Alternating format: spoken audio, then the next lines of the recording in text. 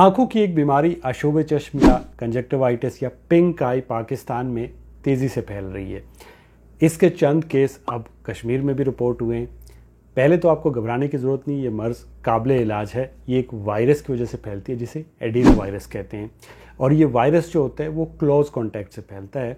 ये वायरस आपकी आँख के वाइट वाले हिस्से को मुतासर करता है, वहाँ पे इन्फ्लामेशन करता है, जिसकी वजह से आपको सिम्टम आना शुरू हो जाते हैं। वो सिम्टम क्या होते हैं?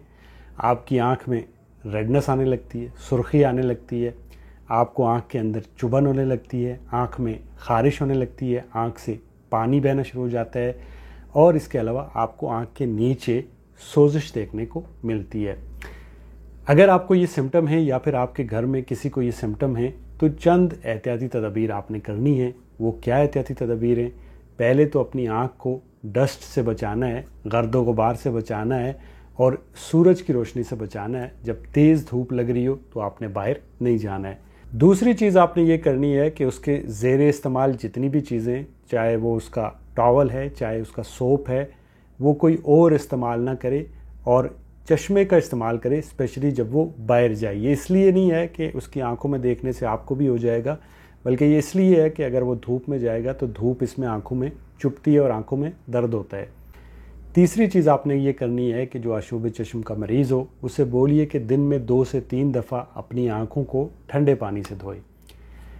चौथी चीज़ जो आपने करनी है, उसे बोलिए कि अगर आपको ये प्रॉब्लम है तो अपनी आंखों को टिश्यू से साफ़ करिए, और टिश्यू को फौरी तौर पे आपने फेंक देना है।